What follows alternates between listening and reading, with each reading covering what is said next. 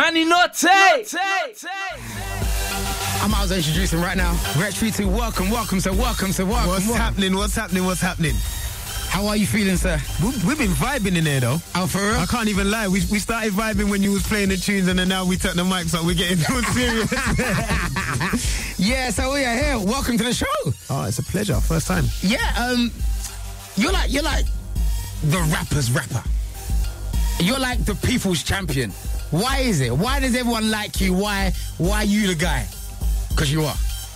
That's a very difficult question to answer. I just think that everyone's been a part of the journey and everyone's kind of seen how long the journey has taken. Mm-hmm. You know what I mean? And there's people that's been by my side or been behind me trying to push me from, like, learn from my mixtape. That's my first mixtape. This is years ago. You know what I mean? And then there's people that still come up to me to this day that's like, I used to listen to you on Heat FM and I've been a fan then and I'm a supporter now, and I love the progress and I love how you're getting bigger and I love how you're growing and I love the growth. Right. So I think, like, you know, people have just recognised the passion, the dedication in the journey.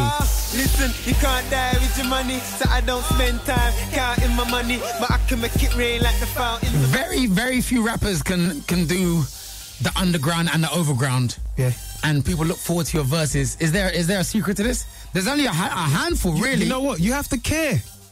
You have to care. For real. You have to care, because I'll be honest with you, when I first started to write, I'm sitting next to Xtra Cali in the building. This guy actually taught me how to MC. Whoa, say that again? Yeah, Callibar's in the building. Like, we sat down and wrote my first lyric in my front room. I love that. Yeah, I swear, like, to get good, I used to freestyle off the head before that, and then I sat down and wanted to use paper. Right. But from that first day, I wanted to be as good as this guy. Okay. And I wanted to be as good or better than everyone that I thought was incredible. Mm-hmm. So I've always cared about every single line that I'm writing down. Like, I don't let nothing, I'm not going to sacrifice no lines for the flow. Yeah. I'm going to try and make sure that there's something in everything. Okay. And I've never stopped caring. And you can hear when certain MCs no longer care, and it's about the P, or it's about getting on that stage, or it's different things, isn't it? Everyone's in it for different things, and I don't knock anyone. Like, each to their own, you know what I mean? Not everyone's trying to be Ronaldo, not everyone's trying to be Messi. This little light of mine, it's like my peace of mind.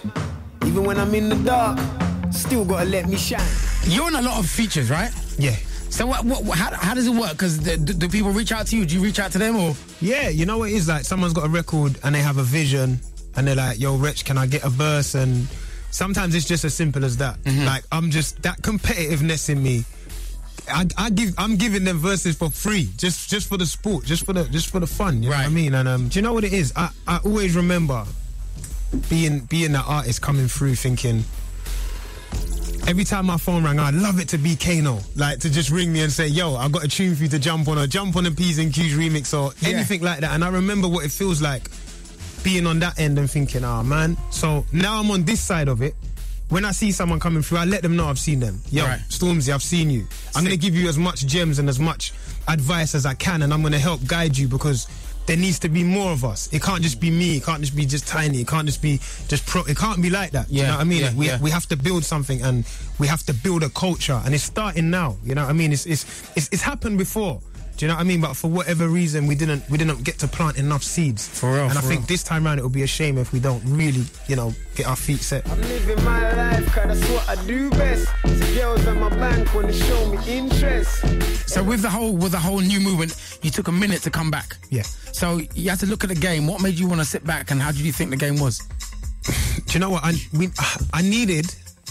was going in the studio, and I wasn't surprising myself. Right. With your own stuff. Yeah, and I wasn't surprising my peers. Like, I've got like 7 people that I play my records to before anyone else hears them, and I expect a certain reaction from them sometimes. And they're very honest. This is why I respect their ears. Right. I just wasn't surprising myself. And when I was playing it to them, it wasn't surprising them either. And I was like, if we're feeling like this, then the fans will start to feel like this, and then the radio will start to feel like that, and all of a sudden you're coming back with the same records that you've always made. And I had to make sure I came back with something that was going to surprise myself and everybody else. And that's what we felt like we'd done with 6 Words. So for a tune like this, as a rapper, a respected rapper, yeah, it's kind of a risk. I know your team must have been. Someone must have been scared. I think everyone was scared. Everyone was scared at one point. Yeah. Pete, my guy, my day-to-day manager, he wasn't scared. He was like, "Yeah, man, you're cool, boss." Like Pete don't say too much. He just says one little thing. Yeah. But like, it's good that they had that worry though, because it just showed me that how much everyone around me cares. And I think it's not worry out of, he's going mad. It's more worry out of, we just want him to succeed and we want it to do the best, we want it to be the best outcome it can be. So I think that's what the jitters were. But then everyone came back to me on separate times and was like, you know what?